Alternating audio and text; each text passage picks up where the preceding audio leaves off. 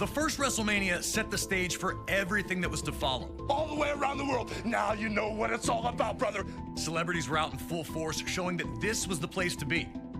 WrestleMania II pushed the boundaries, taking place in 3 different locations: New York, Chicago, and Los Angeles, delivering 3 huge main events. But it would be WrestleMania III in 1987 that truly displayed WrestleMania's full potential. And for our first match of the 2K24 showcase of the Immortals, we go into the first verified WrestleMania Classic, the legendary clash for the WWE Intercontinental Championship between champion, the Macho Man Randy Savage, and his challenger, Ricky the Dragon Steamboat. Intercontinental Champion since February of 1986, Savage tore through anyone who challenged him. That included a successful defense against George the Animal Steele at WrestleMania II. A clash between Savage and Steamboat during a late 1986 edition of Superstars would see the Macho Man retain via countout, but that wasn't good enough. He would launch a vicious attack on the Dragon after the match, taking him out of action. Savage would attempt to duplicate the attack on Steamboat's friend and former opponent George Steele during the first Saturday night's main event of 1987. Fortunately for the Animal, Ricky would make his well-timed return for the save, leading to the rematch between the two at WrestleMania.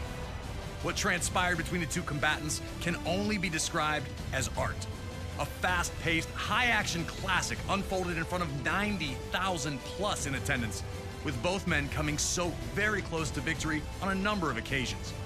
Would Savage be able to turn back the challenge of his angry opponent? Would Ricky Steamboat get revenge? These questions would be answered over the next 15 grueling minutes. And when it was over, everyone in attendance and those watching at home knew they had been a part of something special. The two superstars would forever be etched in history following the match, with Ricky Steamboat finally putting an end to the Macho Man's historic reign.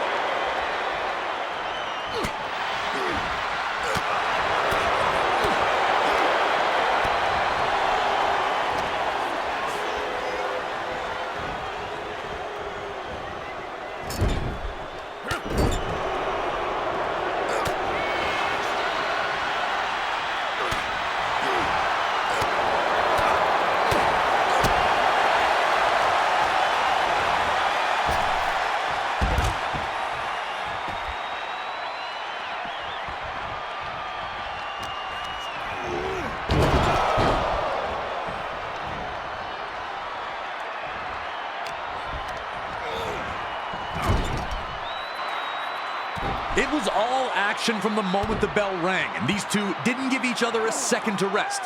Ricky Steamboat fighting to avenge a career-jeopardizing attack months earlier by not only defeating Savage in the ring, but also ending his reign as Intercontinental Champion. The aggression was almost uncharacteristic from Steamboat. Was Steamboat too angry? And would that lead him to making a costly mistake? Was Steamboat too focused on hurting Savage and not on winning the match? Had the Dragon taken enough time to recover in the first place, or had he rushed back in the hopes of humiliating the Macho Man under WrestleMania's bright lights? Surely the presence of Miss Elizabeth's not-so-secret admirer, George the Animal Steele, was going to be a distraction to the Macho Man, who'd look to keep Steele away from his manager at all times. Could Savage shut all that out and lock in on his challenger? Despite the external factors, these two appeared to be firing on all cylinders once they settled in. There was a real sense that this match could be, and was going to be, something special. The fans were captivated by the constant back-and-forth battle, with no one really able to maintain any type of control in the early portion of the match. The Macho Man appeared almost thankful to get a moment to himself after dumping Steamboat back to the floor, letting you know that Savage understood he was in a fight unlike any other he'd been in before. Things were only getting started.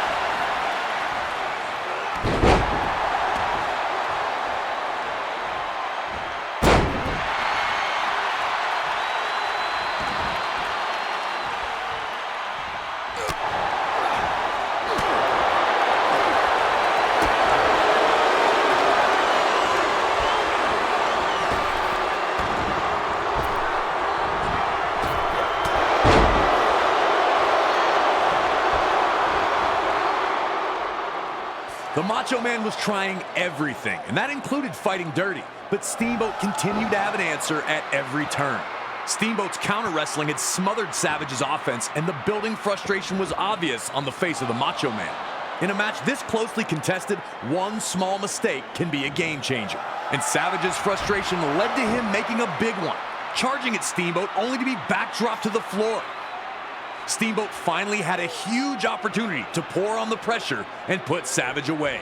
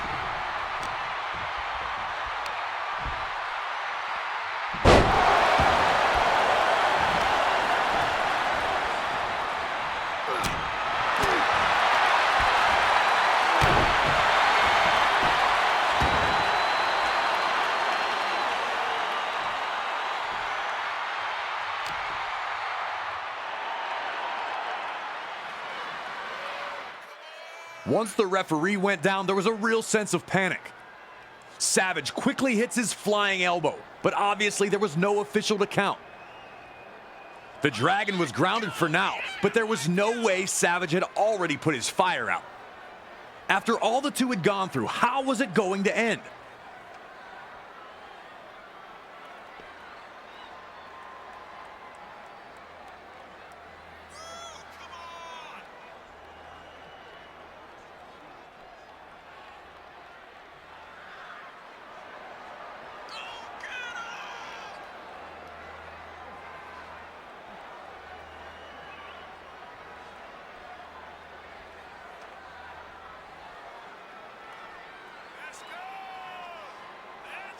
Looking to take advantage of the situation, the Macho Man looked to use the ring bell on the fallen Dragon, only to be intercepted by George the Animal Steele. Macho Man, choosing to retaliate against Steele instead of getting back to Steamboat, ultimately ends up being the decision that costs him. A then-record Intercontinental Championship reign comes to a bitter end for Savage, who wasn't thrilled about the manner in which he lost.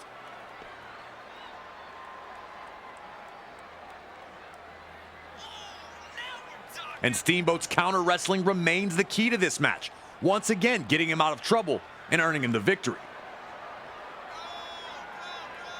Hard to feel bad about a guy who tried to use the ring bell twice. This match, over 35 years later, is still a certified classic. The athleticism is incredible. Intercontinental Champion, the Dragon Steamboat.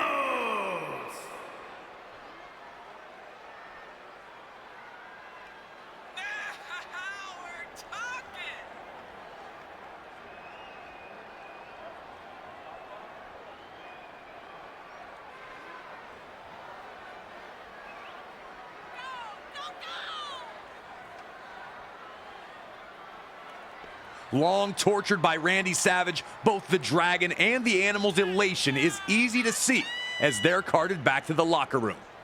Put this match on a loop and I'd never get bored. I love Steamboat versus Savage.